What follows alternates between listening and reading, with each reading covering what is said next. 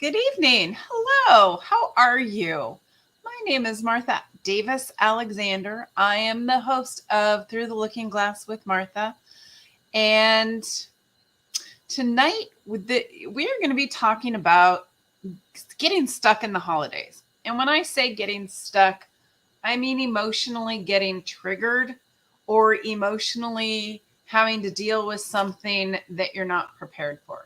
And any comment in a family situation can do that, or even just the holidays can do that. My mom died the Friday before Thanksgiving. So I tend to get a little triggered at this time. And I thought maybe it might be helpful to share some of the things that I do to get unstuck.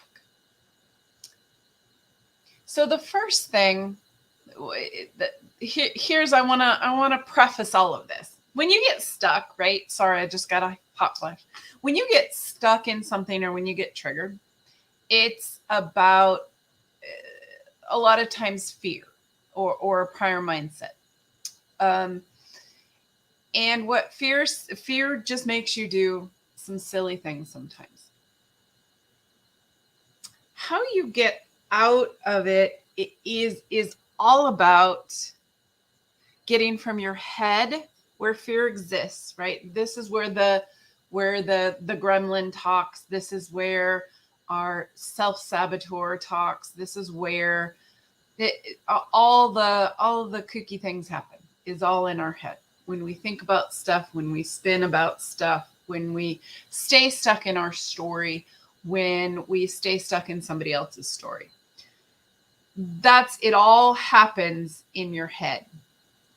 So one of the keys of getting out of that place is to hit your body, get in your body, not literally hit it, although that would get you in your body, but to do something physical that takes your mind out of here and into your space.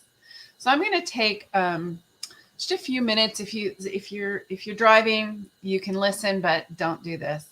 Otherwise, if you can grab a comfortable seat, put your feet on the floor, kind of get grounded. But if you want your feet up or you want to lay down, we're going to do a breathing exercise. It's going to be a few minutes.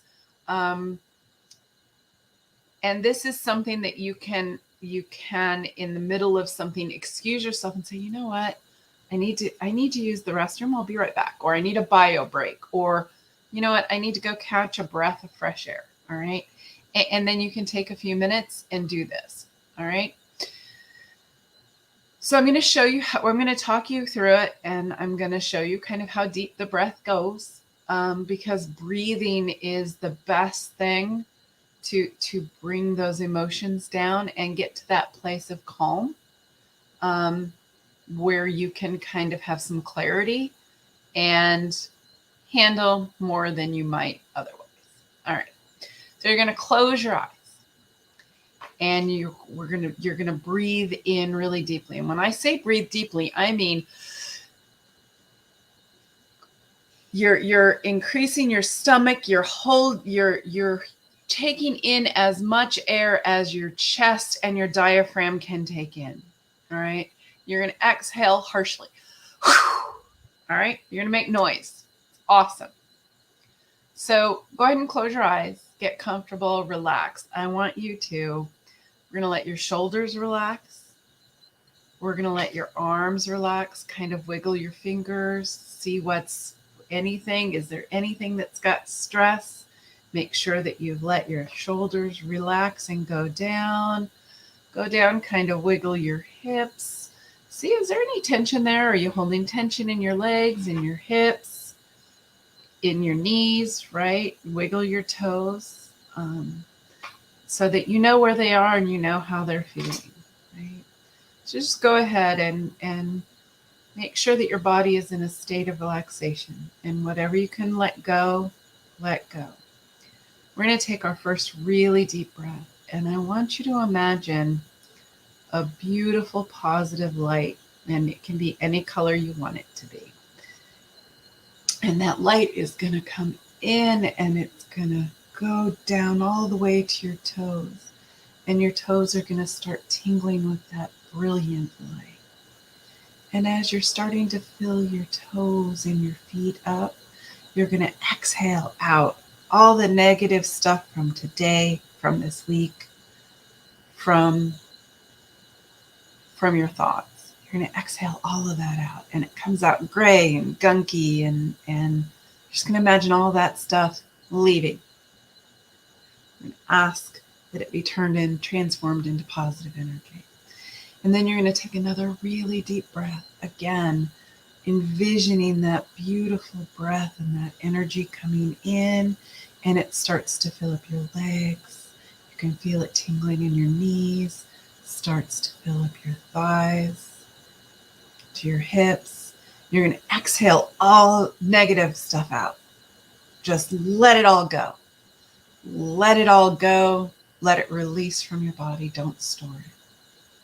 You're going to take another really deep breath, and you're imagining that beautiful light, and it's filling you from your sacrum all the way up, and you can feel it infiltrating and being part of every cell of your body. You're going to exhale negative, whatever's left, all that gray. And you're going to inhale again, and now you can feel it coming up your shoulders and down your shoulders, and it's tingling in your fingertips. And you're starting to feel light and relaxed and airy and calm. And you're going to exhale the remaining gunk. The remaining gray is coming out in your exhale. You're going to take one last really deep breath, and that beautiful light is going to climb all the way up and out your crown chakra and around you. And that with that last exhale, you let go of everything that's out that's left. So when you do this, you can now open your eyes and kind of start feeling your body, right, move around. It's a sense of calm. It's a sense of peace. It's a sense, I can handle this. It's going to be okay. I want you to really pay attention when you do this exercise, that you're taking yourself from thoughts into your body, and you're changing, you're setting a different mindset, you're changing a different flow. Beautiful. Other things that you can do include petting an animal, right? Really connecting with your cat, your dog, your bird, whatever you have. Talking to them, and so that you're focused on something other than yourself. You're focused on communicating with another being. Petting a dog, right? The feeling, or a cat, the feel of the fur. What does it feel like? Are they warm? Are they cold? Are they? Is their nose wet? Is it cold? Is it warm? Feeling the ears, right? Scratching their belly. Whatever it is, when you have a pet that is in joy, it is really hard to stay triggered, because that joy exudes from your pet into your very being. So when I wake up in the morning, my dog is so excited that it's hard not to get out of bed with a smile on my face. Even when I say I'm not a morning person, it is hard to get out of bed without a smile, with that much energy and happy and exuberance. So connecting with that energy of my dogs always gets me out of a funk. Another thing you can do is to take a walk out in nature, particularly if you like nature, and perhaps if it's not snowing or raining. But any of those. I like to stand in the rain. I like to walk in snow. I like to go just look at tree bark. I'm a huge tree girl. I love trees, and I love to look at the bark. and see what designs I can see in the bark. That for sure takes me out of whatever my story is that I'm telling myself and puts me smack dab in my body, paying attention into sight and even texture, and seeing my imagination, seeing what I can see in the bark. Listening to the birds. My grandma used to always listen to birds. Grammy loved birds, and she had bird books. That's why I have like 6 bird books, and she would identify them. So how many birds, if you're outside, can you identify next to you? I have a friend who likes to identify scat. We were Boy Scouts once. We were Boy Scout leaders or Cub Scout leaders once. So we practiced, we learned all of that fun stuff. So it's really a matter of taking yourself out of the emotion side of your brain and putting yourself in your body and allowing yourself to experience something else. Give yourself a break, cutting ties with that moment and getting to this moment. Other things, calling a friend, checking in with them, finding out what's going on with them. That gets you out of your story and into them. Now, I'm not saying call your friend and tell them everything that's going on in your head. That's not what I'm saying. I'm saying call your friend and check in on them. See what's going on for them and be a support buddy for them. Now, if you really, really need venting, you really need to vent in order to move that energy after you've done a few of these exercises, by all means, call your friend and say, hey, I just need to vent. I'm not complaining. I'm not doing it to stay stuck in my story. I am doing this to move past my story. I am doing this to move past so that I can clear my energy. And when you start that conversation, I want you, and I learned this through Fearless Living with Rhonda Britton. I want you to be really clear that you ask permission to vent, because it's not always an appropriate time. Someone might be in the middle of something or on the way to something, and they don't have that space or that capacity to witness that and hold that space for you, because that's what you're asking them to do. When you ask someone if you can vent, you're asking them, will you hold this space while I move my energy? And in telling them that you just want to vent, you let them know, I don't need any feedback. I don't need anything from you. I just need you to hear and witness this thing that happened, or this thing that I'm going through, or this thing that I'm thinking. If you want someone to coach you, then you can say, hey, I need you to ask me questions and get to what's really going on in my stuff. Okay, so we can vent to a partner. You can take a shower and feel the shower falling, feel the water and listen to the water, or a bath.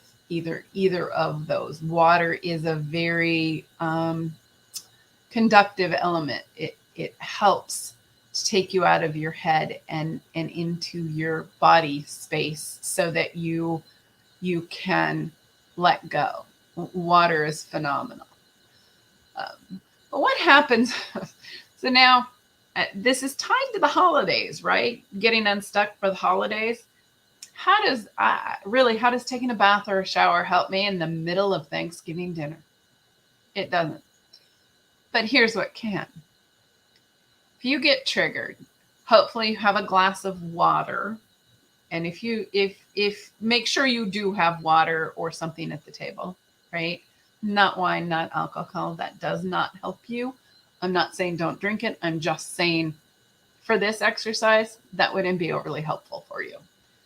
I've tried it, so just no, don't. If someone says something, and we all know who those people in our families are that say something and you're like, I cannot believe they said that or they did that. Here's the thing. Grab your water And rather than respond or say something, and you can say, if it's directed at you, you can say, that's really interesting. Grab your water and drink it. And as you take each sip, feel it going down.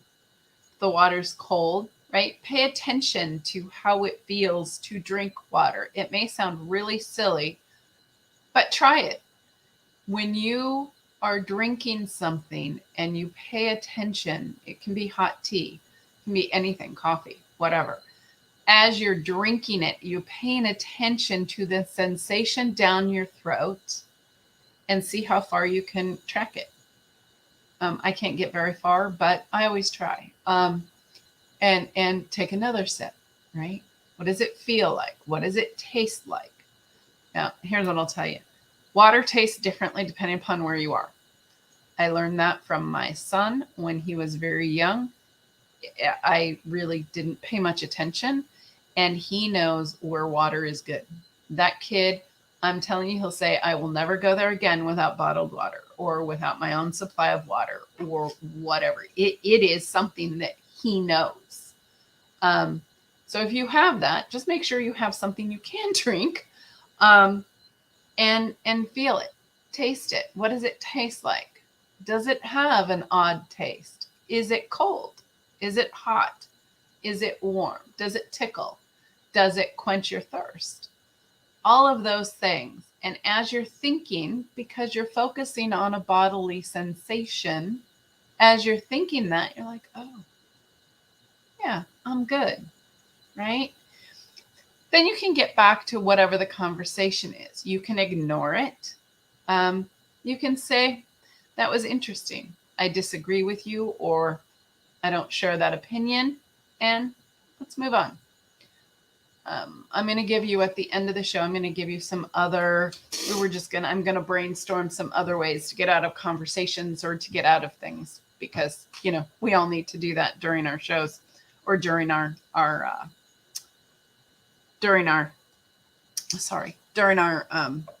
holidays. What about on those times, like right now, my best friend has, God bless you, Chris, has all of her Christmas shopping done. Yeah, I haven't started yet. I don't even have any ideas right now. Yeah, that's where I am with it. So as we get closer to Christmas, I'm going to be getting a little more stressed about Christmas shopping and money spent and other things. Because, gosh, that part of the holiday really is great for kids and is really stressful for adults sometimes. So, a couple of things. I certainly breathe. I do a lot of deep breathing. I have some crystals that I like to hold in my hand, that I just like to feel the smoothness of them. I like to feel, are they cold? Are they warm? Do they warm in my hand? I like to look at the colors. I like to look at the designs, and I feel the energy in the stone. It took me a long time to be able to do that, and I do that. So what can you put in your hand that can help relieve some of that? When you're at the Thanksgiving, I'm going to go back to Thanksgiving. When we come back from break, I'm going to talk about shopping and kind of money mindset and setting some intentions for Christmas and whatever, just so that that's good for you. This is Through the Looking Glass with Martha. My website is throughthelookingglasswithmartha.com. You can reach me at marthadalexander@gmail.com. My phone number is 805-422-6865. This is Through the Looking Glass with Martha on goingsolomedia.com. And I cannot wait to talk more about getting unstuck for the holidays, because they're coming, and they're coming fast. And it's all about family when we talk about that. So we'll get back to you right after this break. Stay tuned. Don't want to miss it.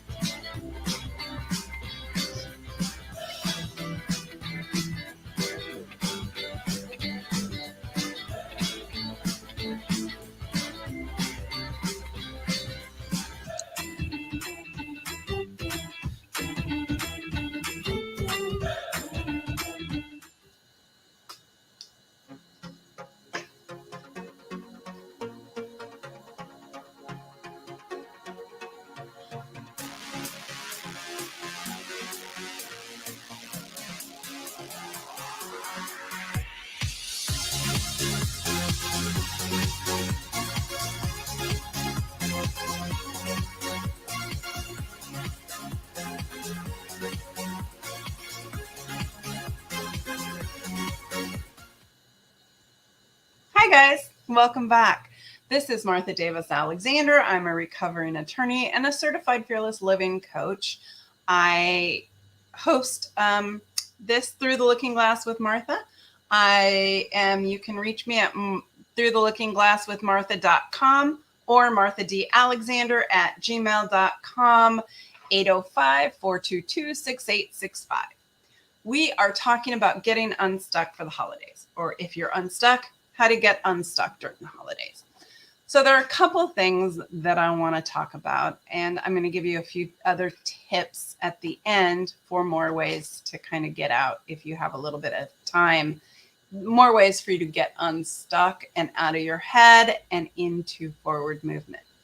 So one of the things one of the few things that I loved about Weight Watchers, I did lose weight on it, but then I gained it all back. Anyway, one of the things that I really liked about Weight Watchers and learned as a lifelong lesson is preparation, right? So I knew coming up on Thanksgiving that when I was going to a Thanksgiving dinner, to plan the things that I wanted to eat, to know what was important to me. Did I want that piece of pecan pie, which, by the way, is one of my favorite all-time pies, and is 800 calories a slice, which kills me. Hope I didn't ruin pecan pie for you people. That ruined it for me. So maybe I just shared the love. Anyway, I had to plan out how big a slice I would take, and what was important for me during that day. Was I going to exercise to burn the calories? What was I going to do to have what I wanted? And was what I didn't need to have everything, right? So they had you pre-plan out what you were going to do. They had you strategize. Before you took another helping, you drank a glass of water. When you were eating appetizers, you ate the vegetables, not the chips and the dip. Or the bread and the cheese. So you carefully planned and prepared yourself for those boundaries, those things, those intentions that you were going to do for the holidays. This is really similar. That is exactly what I do to prep being any family event. I plan intentionally how I want to show up, how I want to behave. It doesn't always work. Hasn't always worked. It works better now. And what are the things I am going to lean on and get support with? So I talk to my husband, or I deal with things, right? I have plans in place for what I want and how I'm going to do stuff. Not just for the food, but also for conversations.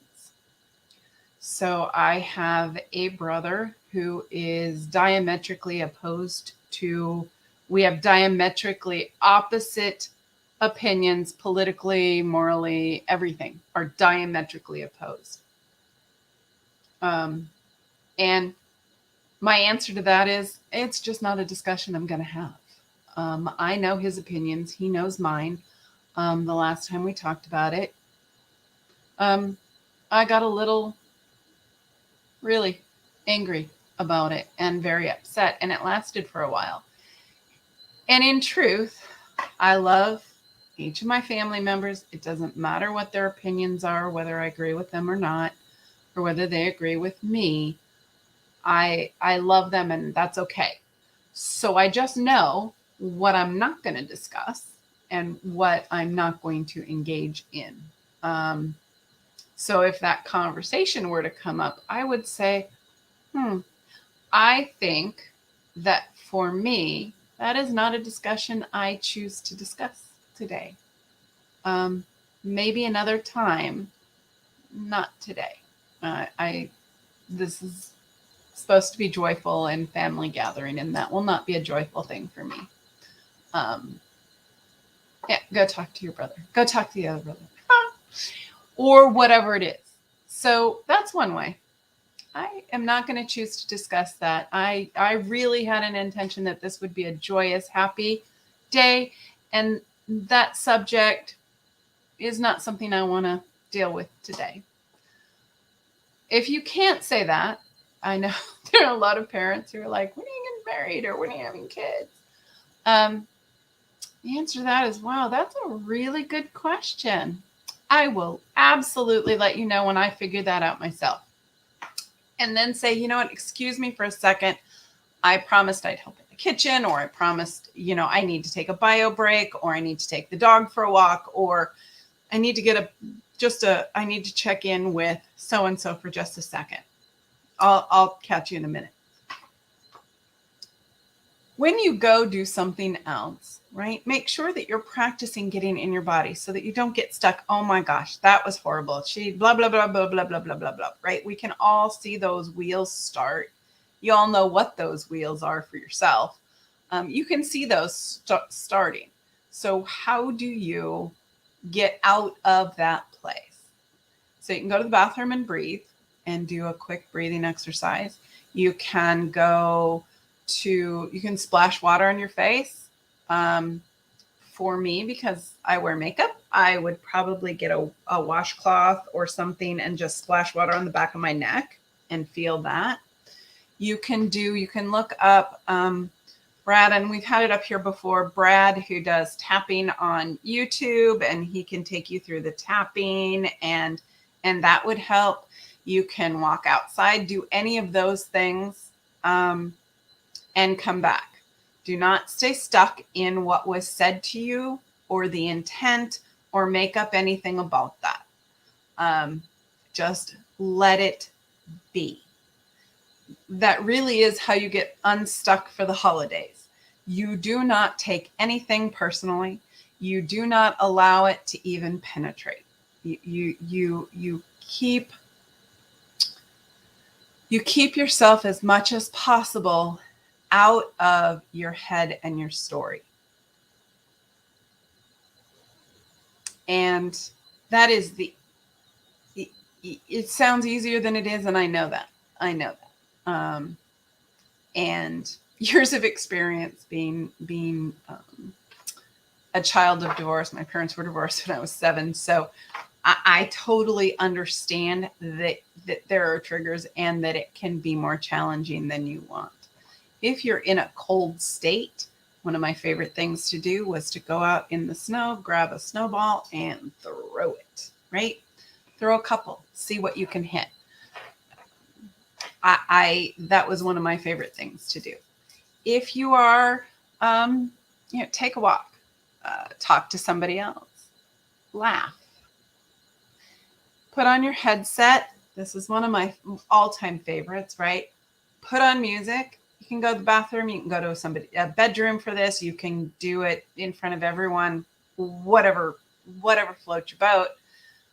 Put on a song and dance or sing. Get someone to play charades or get someone to do something fun with you that gets you out of that situation. When you're raising kids, it's called redirection, right? You're redirecting the behavior to something else. Here's the thing, peeps. It works for adults too. We can redirect ourselves into an action or a behavior that is helpful to us and our keeps us out of our head and gets our emotions under control. We can ground them. We can make them anything we want them to be, if you choose to do that. So another tip. So we did the singing, and I do love that one. I love putting on music and dancing. Breathing is a big one for me. Taking a tall glass of water is a big one for me. If I'm at my house, maybe doing the dishes, right? Because it gets me out of my head and I can just do the chore and get something done. What else can you do? What helps you? What is some of your favorite things to do? It's not limited by my list, right? You can go punch a punching bag. That always helped my kids. Go punch a punching bag if there's one in the house. Not somebody, but a punching bag, an actual punching bag. You can make something. Go help in the kitchen. Set the table. Or just get out of the house and come back and with a reset, reframe, right? Play with the pet. Other things you can do, and this is something I suggest before the holidays, a prep for the holidays, right? I'm going to see Aunt Jane. Don't have one in my family, so that's good. I'm going to see Aunt Jane. And she's going to annoy me because blah, blah, blah, blah, blah, blah, blah. This thing I did, 2 years ago, and she keeps bringing it up, or 20 years ago, and she keeps bringing it up, and it's really annoying. You can journal about that beforehand. You can just write it on out, everything about it, and then burn it. You can write a letter of forgiveness to her for continuing to stay in that story and burn it. Or being willing to forgive her. You could call Aunt Jane, depending upon your relationship, and say, you know what? I've been thinking about it. And the biggest worry for me this Thanksgiving is that you're going to bring this up. And I just feel so bad when that comes up because that was blah, blah, blah. It was a mistake, whatever it was, because that makes me, because when this comes up, I feel blank. And I really don't want to be reminded of it anymore.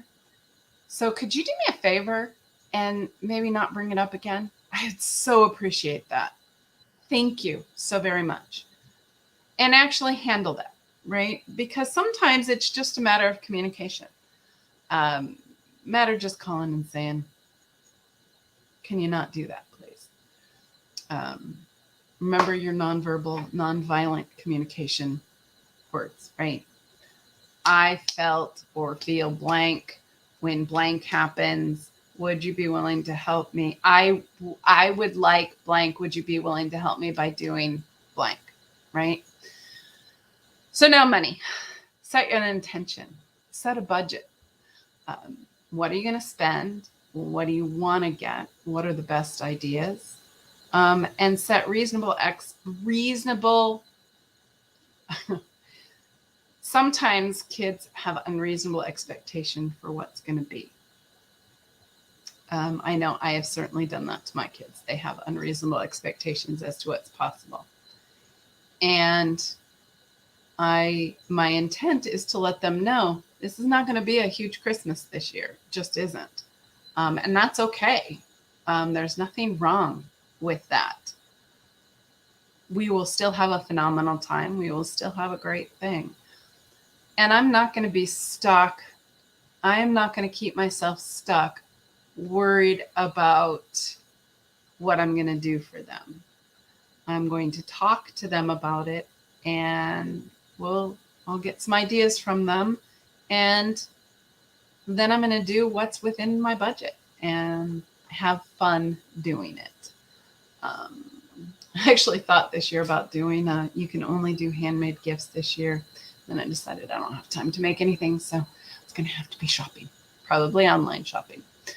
So these are just a few things that you can do to be unstuck for the holidays.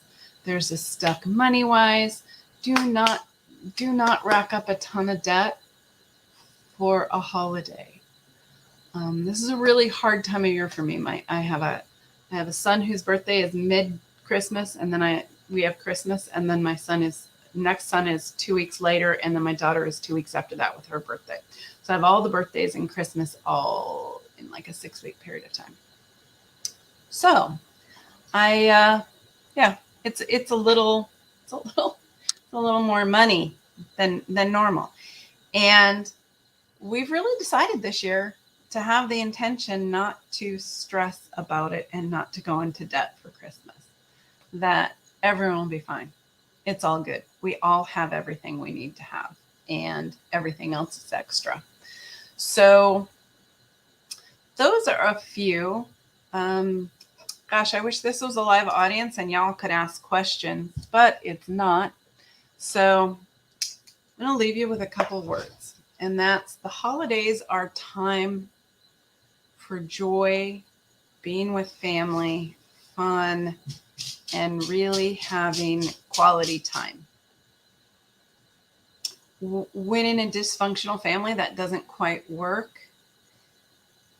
Today's show is all about the tools you can use to reframe the situation, get out of the situation, and go back to the original intent.